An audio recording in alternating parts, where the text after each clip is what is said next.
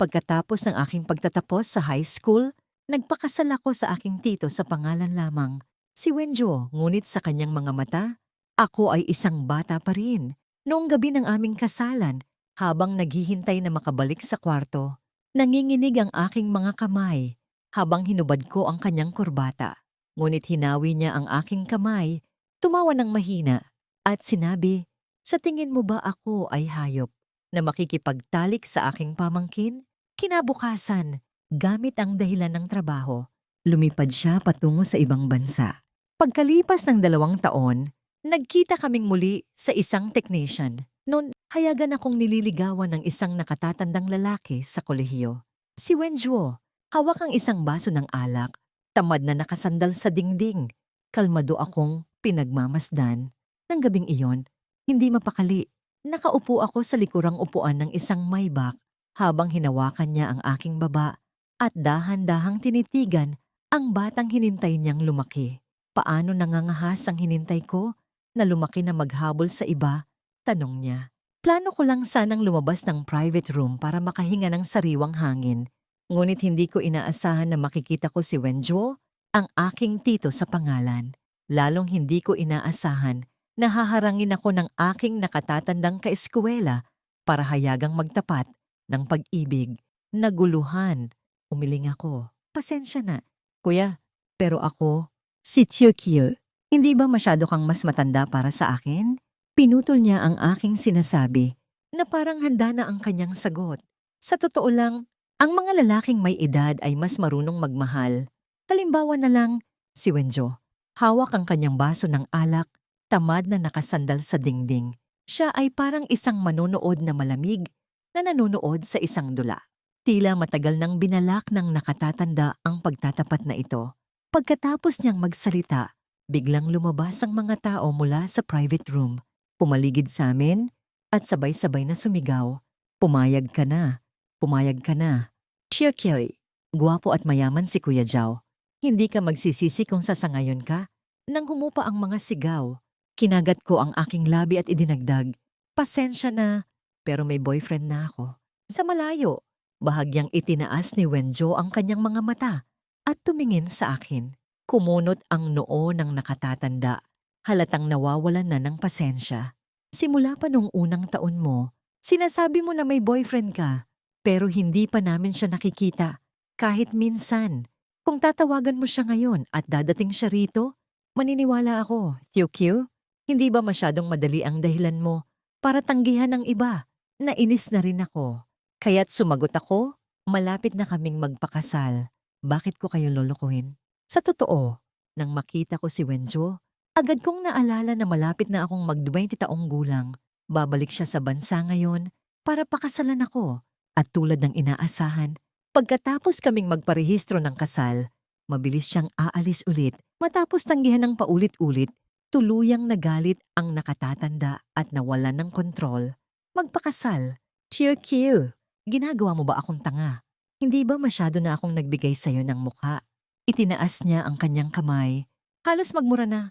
Pero sa sandaling yon, isang mas malaking kamay ang malamig na hinawakan ang kanyang daliri at malakas na binaklas iyon pabalik. Sumigaw ng malakas ang nakatatanda sa sakit. Ang kumilos ay ang bodyguard ni Wenjo. Sinipa niya ang tuhod ng lalaki at nawalan ito ng balance. Agad na lumuhod sa harap ko. Narinig ng manager ng technician ang kaguluhan at mabilis na tumakbo palapit. Ngunit parang walang nakita. Bahagyang yumuko siya kay Wenjo at ngumiti ng pilit. Wen Xiao, nagpagalit ba sa'yo ang lalaking ito? Hindi sumagot si Wenjo. Itinaas niya ang kanyang baso ng alak at agad na inilahad ng manager ang kanyang kamay para tanggapin ito. Pagkatapos, tiningnan niya ako, bahagyang ngumiti, at sinabi, "Hindi ka pa ba lalapit dito?" Ang mga maingay na naghihikayat kanina ay biglang tumahimik. Walang nangahas magsalita. Kusang loob silang nagbigay ng daan. Masunurin akong lumapit kay Wenjo at naamoy ko ang bahagyang amoy ng alak sa kanya. Isang matapang na babae ang nagtanong, ngunit puno ng pag-iingat ang tono. Siya ba ang boyfriend mo? Palagi akong itinuring ni Wenjo bilang bata at sigurado akong hindi niya magugustuhan kung basta ko na lang sasabihin iyon. Umiling ako at seryosong ipinakilala siya ang aking tito. Walang gaanong pagbabago sa ekspresyon ni Wenjuo. Dahan-dahan niyang hinaplos ang singsing sa kanyang daliri, ang singsing na ako mismo ang nagpakabit sa kanya. Hindi nahulaan ng manager ang iniisip ni Wenjuo. Pawis na pawis ang kanyang noo. Wenxiao, galit ka pa ba? Gusto mo bang turuan ko pa ng leksyon ng batang ito? Itinaas ni Wenjuo ang kanyang kamay para pigilan siya. Hindi na kailangan. Pagkatapos, inutusan niya ang isang tao na kunin ang kanyang coat mula sa private room. Hawak ang coat. Itinagilid niya ang kanyang ulo at tinanong ako, gusto mo pa bang maglaro, saglit o uuwi na tayo? Lahat ng nasa likuran ay nanlaki ang mga mata sa pagkamausisa. Hindi ko gustong manatili para tanungin pa ng iba. Lumapit pa ako ng kaunti kay Wenjuo. Likas na hinintay ang seguridad mula sa kanya. Tito, gusto ko nang umuwi. Kusang itinaas ng driver ang partition sa pagitan ng driver's seat at likurang upuan na nagpaguluhan sa akin. Napakatahimik sa loob ng sasakyan na naririnig ko ang tunog ng gulong sa highway. Si Wenjuo, nakapikit. Hinimas ang kanyang mga sentido. Kinuyom ko ang aking kamay sa aking tuhod. Hinintay ang lahat ng aking lakas ng loob at nagtanong, Tito, masakit ba ang ulo mo? Pwede ko bang himasin niyan para sa'yo? Halos kalahating taon na mula noong huli kaming nagkita at ang relasyon namin ni Wenjuo ay bumalik sa punto ng pagiging magkakilala lamang. Ang kanyang malalim na boses ay may bahid ng nangiti. Sige, salamat sa'yo.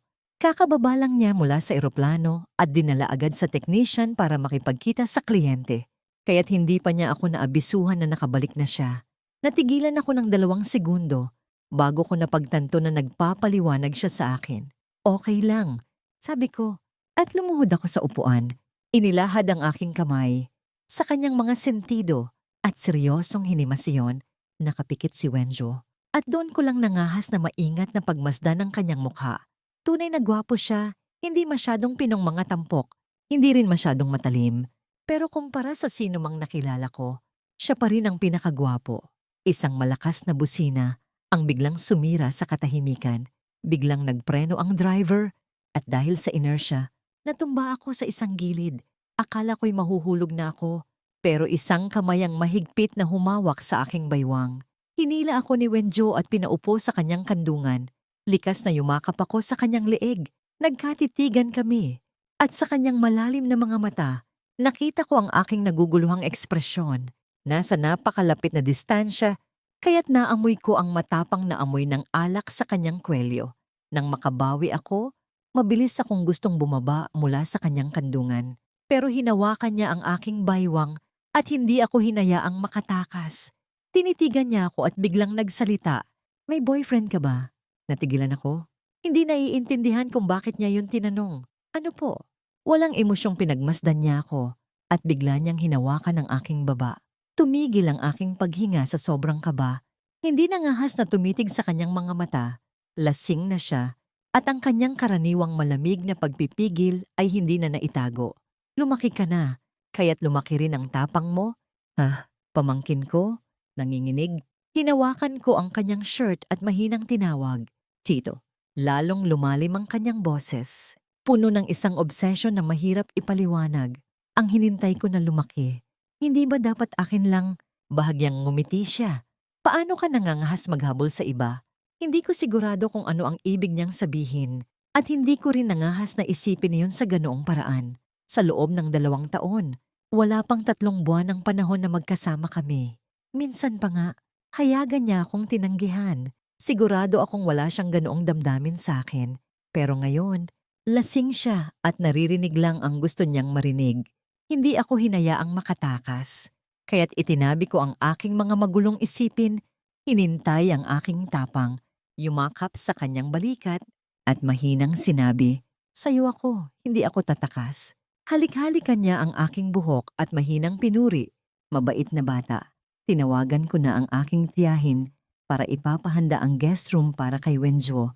Pero pagdating namin sa bahay, hindi niya pinansin ang kwarto na yon at sumunod agad sa akin sa master bedroom. Halata ang kanyang intensyon. Sa totoo lang, mangyayari rin ito sooner or later. Sa loob ng kalahating buwan, sa araw ng aking ika-20 kaarawan, Magpaparehistro kami ng kasal ni Wenjuo. Nang hinawakan ko ang kanyang kurbata, kumabog ang puso ko ng napakabilis. Hindi ko alam kung narinig niya yon. Sa gitna ng aking pagkalito tungkol sa isang bagay na hindi ko pa nararanasan, hindi ko rin sigurado kung gaano ang aking inaasahan.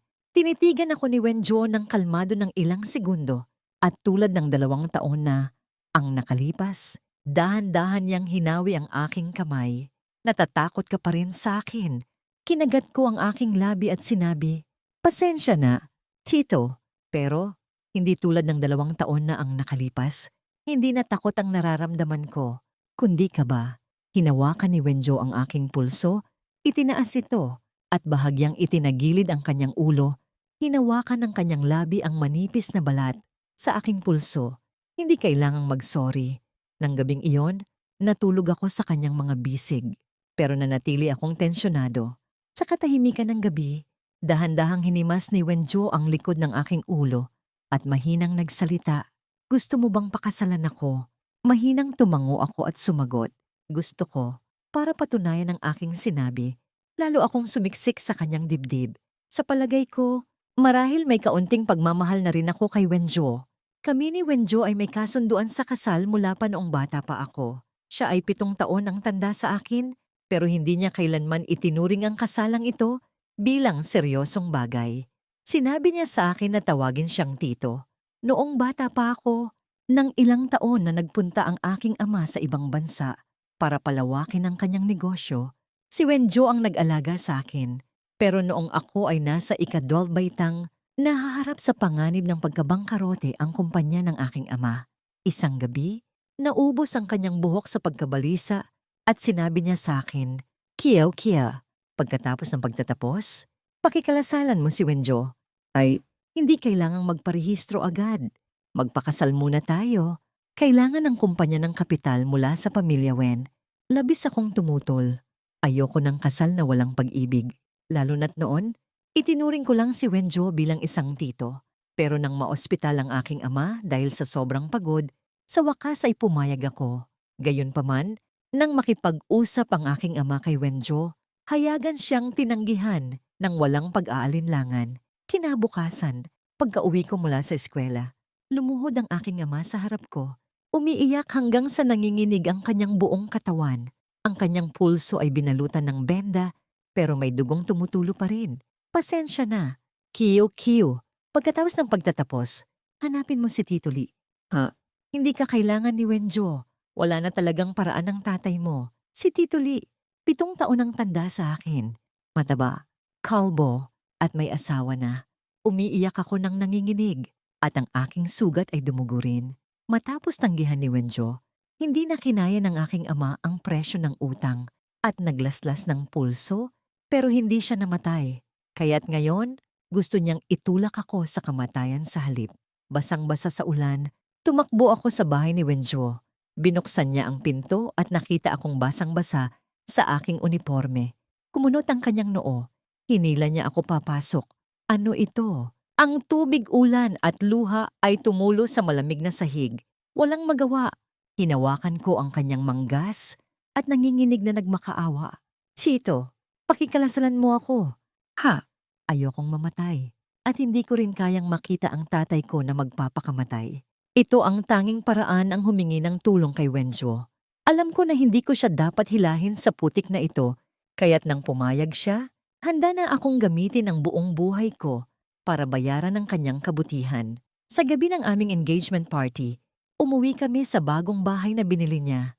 Si Wenjo ay lasing dahil sa paulit-ulit na pagpapainom sa kanya. Medyo paika-ika na ang kanyang lakad. Handa na ako sa araw na yon, pero nang hinawakan ko ang kanyang kurbata, nanginginig pa rin ang aking mga kamay. Nakasandal si Wenjo sa sofa, iniiwasan ng aking kamay. Isinandal niya ang isang kamay sa kanyang noo. Ang kanyang mga mata ay may bahid ng panunukso. "Ano ang ginagawa mo?" Kinuyom ko ang aking mga kamay na basa ng pawis. Ipinikit ang aking mga mata at hinintay na halikan siya. Pero muling umiwas si Wenjo. Mahina siyang tumawa na parang nakatingin sa isang batang matigas ang ulo. "Hindi kailangang gawin ito. O sa tingin mo ba ako ay hayop na makikipagtalik sa aking pamangkin? Pagkatapos, Itinukod niya ang kanyang kamay sa sofa, tumayo, at naglakad patungo sa guest room. Hinila ko ang kanyang kamay, pinigilan ang aking kaba, at tiningala siya. Okay lang, magpapakasal naman tayo, di ba? Kumunot ang no ni Wenjo, mahinang huminga, at malakas na binatukan ako. Ano ang kalokohang ginagawa mo, bata? Magpakaayos ka nga. Natapos ang panaginip sa sandaling isinara ni Wenjo ang pinto ng guest room. Nagising ako, ang aking isip ay mabagal pa rin gumagana. Sa palagay ko, kahit wala ang insidenteng iyon, marahil magugustuhan ko rin si Wenjo balang araw. Kung tutuusin, ang aking ideal na tipo nung high school ay halos kapareho niya. Ang kama sa tabi ko ay malamig na parang matagal nang gising si Wenjo. Tiningnan ko ang aking telepono at naalala ang aking schedule ngayon. Pagkatapos maghilamos, pumunta ako sa kanyang opisina. Tito, may birthday party ako ng aking kakwarto mamaya. Pupunta kami sa bar. Kaya't baka gabihin ako ng uwi. Kapag nagtatrabaho, madalas siyang nagsusuot ng salamin na walang grado. Sa halip na magmukhang seryoso, lalo lang siyang nagmukhang mapanganib sa ilalim ng kanyang hitsura ng isang scholar. Nakasandal si Wenjo sa kanyang upuan, ang kanyang tingin ay tamad na dumaan sa akin. Kung may magtapat ulit ng pag-ibig sa'yo ngayong gabi, ano ang gagawin mo? Sa tindi ng kanyang titig, namula ang aking mukha. Nauutal, sumagot ako. Sasabihin ko na malapit na akong magpakasal. Pagkasabi ko nito, agad akong tumakbo pabalik sa aking kwarto. Sa una, sinabi ng aking kakwarto na kaming apat lang ang magkakasama. Pero pagdating sa bar, may apat pang lalaki sa loob ng booth. Ginamit niya ang kanyang kaarawan bilang dahilan para lokohin kami, para sa isang blind date. Walang emosyon. Tinitigan ko siya. Yumuko siya at nagmakaawa. Kailangan ko ng kasama. QQ. Alam ko na may boyfriend ka. Ipapangako ko na hindi kita pagpapakikalamanan ng sino man. Okay? Sa totoo, maayos naman ang ginawa niya. Mag-isa siyang nakipag-usap sa dalawang lalaki nang walang anumang pressure. Komportable akong nakaupo sa sulok ng sofa, naglalaro sa aking telepono. Tinatamasa ang aking libreng oras. Sa sandaling iyon, nag-text si Wenjo. Anong oras matatapos? Susunduin kita. Nagdalawang isip ako ng isang segundo bago nagpasya na huwag itago ang totoo. Gusto ko nang umuwi ngayon. Tito, niloko ako ng kakwarto ko sa isang blind date. Mabilis akong nagdagdag, pero hindi ako nakipag-usap sa kahit sinong lalaki. Pagka-send ko ng text, biglang lumubog ang sofa sa tabi ko. Isa sa dalawang lalaki ang nagdala ng isang baso ng alak at inilagay ito sa harap ko. Sa bar ka na nga, hindi ka pa iinom. Subukan mo ito.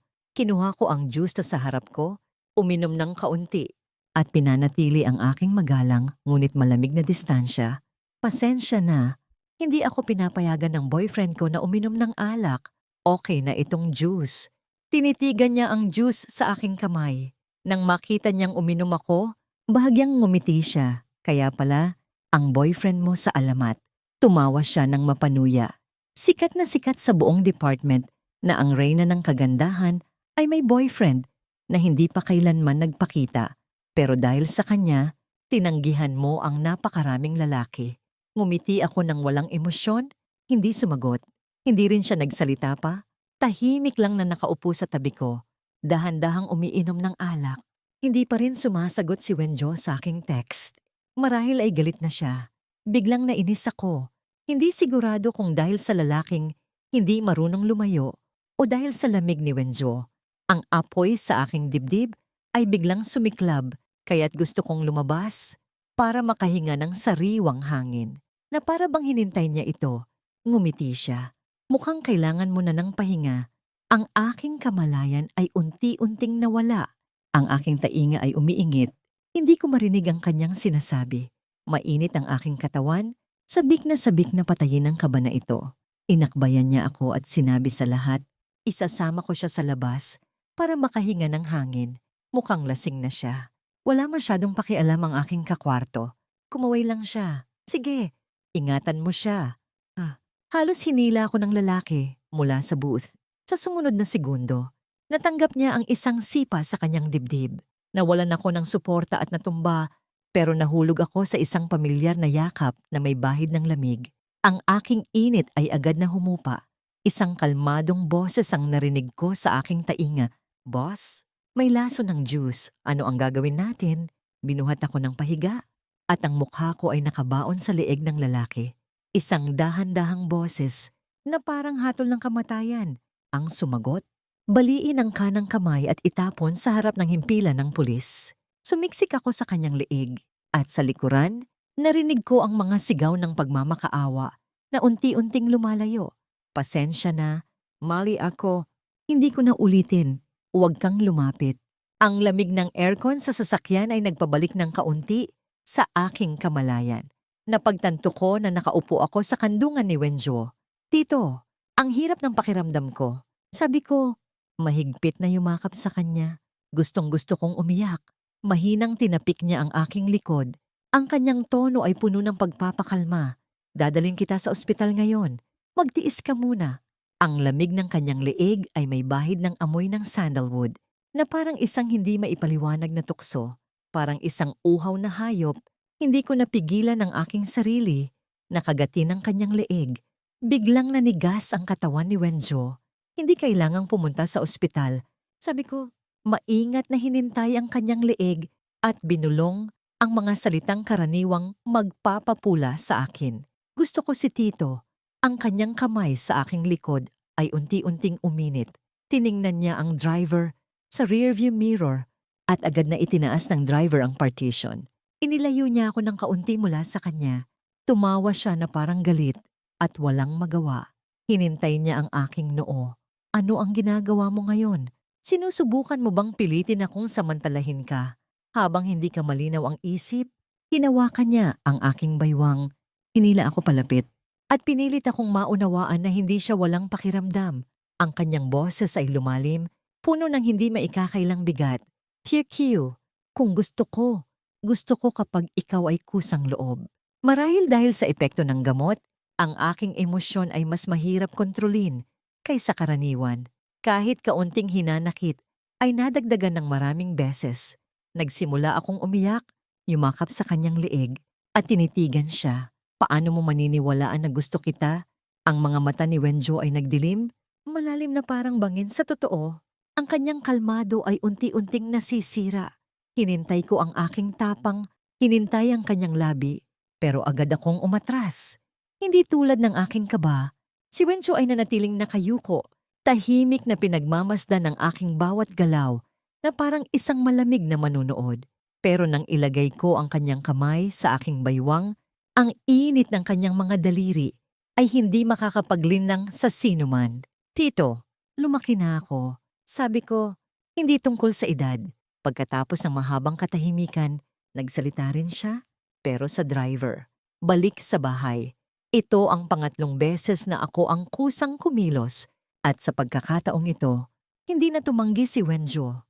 Buwan bago ang aking ika-20 kaarawan, ginanap ang aking birthday party sa bahay ng pamilya Wen. Iminungkahi ng mga magulang ni Wenjuo na oras na para magparehistro ng kasal at magdaos ng seremonya, pero hindi nagmadali si Wenjuo. Nang makita niyang nagdalawang isip ako, napagkamalan niyang hindi pa ako handa sa emosyonal, kaya't siya pa ang naghanap ng dahilan para iwasan ang usapan. Ayokong itali ka sa kasal nang masyadong maaga. Magpatuloy muna tayong mag-date, sabi niya. Hindi ako agad sumagot dahil gusto kong bilhin ang sarili naming wedding rings.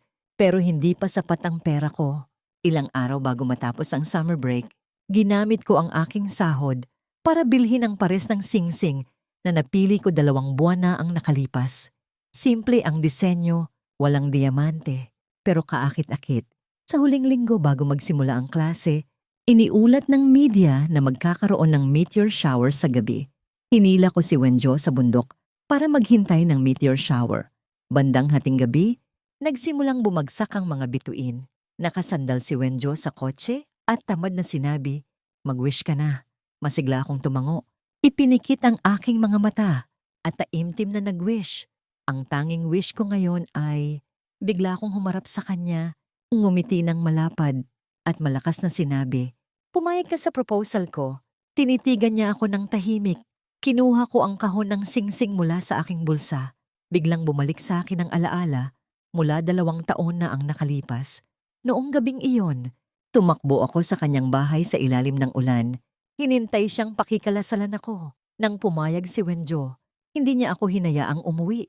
Tinawagan niya ang aking ama sa pamamagitan ng kanyang assistant. Sinabing tutulungan niya ang pamilya Thieu na malampasan ng krisis. Pero may kondisyon, mula sa sandaling pakikalasalan niya ako, akin na siya ng buo. At wala na akong koneksyon sa pamilya Thieu. Hindi rin sila pinayagang makipag-ugnayan sa akin. Noong gabing yon, natulog ako sa guest room sa tabi ng kanyang kwarto. Paggising ko sa umaga, ang mga bituin sa labas ay kumikinang na parang sinasabi sa akin, natupad ko na ang iyong hinintay. Sa mga sumunod na araw, habang papalapit ang araw ng aking ika-20 kaarawan, lalong naging abala si Wenjo. Madalas siyang manatili sa opisina hanggang hating gabi at kapag umuwi, halata ang pagod sa kanyang mga mata. Pero kahit gaano siya kaabala, palagi siyang nakakahanap ng oras para kausapin ako. Kahit na sa maikling tawag o text lang. Isang umaga, habang nag-almusal kami, bigla siyang tumingin sa akin at tinanong, "Kiyo, sigurado ka bang gusto mo nang magpakasal?" Natigilan ako. Ang kutsara ay nakasabit sa ere. Alam ko na hindi niya gusto akong madaliin, pero ang tanong niya ay puno ng seryosong tono na para bang hinintay niya ang aking kumpirmasyon. Tumango ako, ngumiti at sinabi, "Oh, tito, gusto ko." Bahagyang ngumiti si Wenjo, pero may bahid ng malalim na iniisip sa kanyang mga mata. Kung gayon, pagkatapos ng iyong kaarawan, kukunin natin ang marriage certificate. Pero hindi ko gusto ng malaking kasalan. Ayokong mapagod ka. Ang plano naming kasal ay simple lang isang maliit na seremonya kasama ang mga malalapit na pamilya at kaibigan. Pero kahit simple, hindi ko maiwasang kabahan. Sa gabi bago ang aking kaarawan, hindi ako makatulog. Nakaupo ako sa kama. Tinititigan ang pares ng singsing na binili ko. Hindi sila kasing mahal ng mga singsing na kaya niyang bilhin. Pero para sa akin, ang mga ito ay espesyal dahil pinaghirapan ko sila. Kinuha ko ang singsing para sa kanya at dahan-dahang hinaplos ito, iniisip kung paano ko ito isusuot sa kanyang daliri kinabukasan. Nang araw ng aking kaarawan, nagising ako sa amoy ng bagong lutong pancake mula sa kusina. Pagbaba ko, nakita ko si Wenjo na nakatayo ron, nakasuot ng apron at abalang-abala sa paghahanda ng almusal. "Tito, ikaw pa talaga ang magluluto ngayon?" Tanong ko, hindi makapaniwala. Tumawa siya ng mahina, hinintay ang aking noo. "Kaarawan mo ngayon. Kay Ascension, dapat may espesyal para sa'yo." Pagkatapos ng almusal, dinala niya ako sa isang maliit na opisina ng munisipyo para sa pagpaparehistro ng kasal.